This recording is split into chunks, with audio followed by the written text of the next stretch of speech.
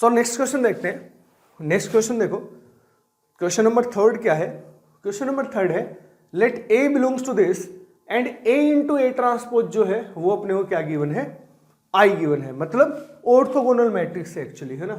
A into A transpose जो है वो आई गिवन है, मतलब ऑर्थोगोनल मैट्रिक्स है।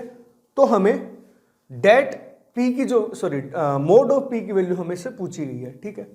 तो यहां पे हम क्या करेंगे? प्रॉपर्टीज लगा देंगे डिटरमिनेंट की, ऑर्थोगोनल मैट्रिक्स की। ऑर्थोगोनल मैट्रिक्स की प्रॉपर्टीज क्या होती हैं? किन्हीं भी दो रो का, कोई भी जो रो है उनके एलिमेंट्स का स्क्वायर का जो सम है वो कितना होता है? 1 होता है। मतलब 2q square plus R square जो है उसकी वैल्यू कितनी मिल गई अपने को? 1, ठीक है। फिर इनका स्क्वायर का सम भी 1 होगा, तो P square plus Q square plus R square का जो वैल्यू है वो भी कितने आ गई अपने पास? 1।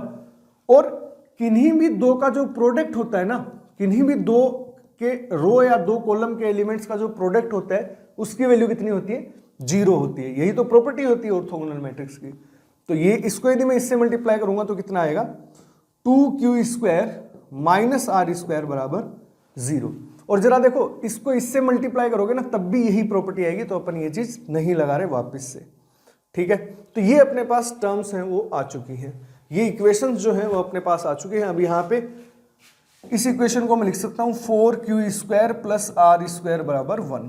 ये ऑर्थोगोनल मैट्रिक्स की प्रॉपर्टी से आई है।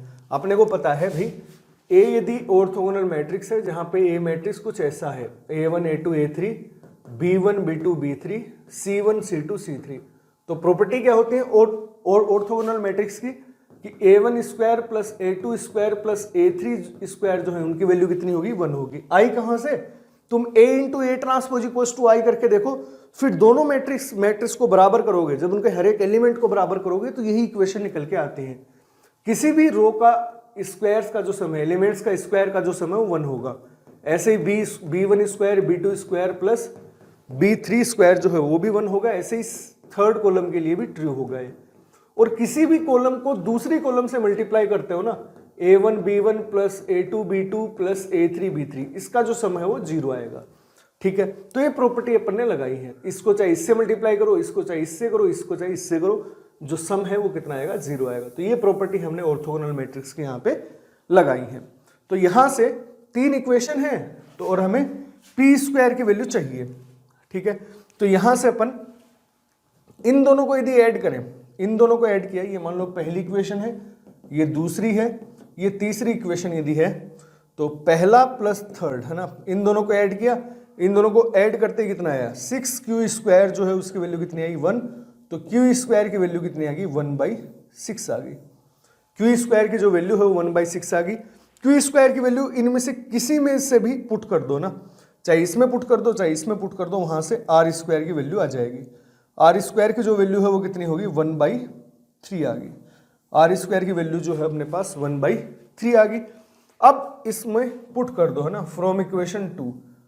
अब इक्वेशन नंबर 2 में यदि हम दोनों की वैल्यू पुट करें, q स्क्वायर और r स्क्वायर की, तो कितना आ गया? p square plus q square कितना है? 1/6 प्लस r स्क्वायर ये 1/3 है इक्वल्स टू 1। तो p स्क्वायर ये हाफ हो गया, तो p स्क्वायर की वैल्यू कितनी आ गई? हाफ। तो मोड ऑफ p की वैल्यू कितनी आ गई? 1/√2।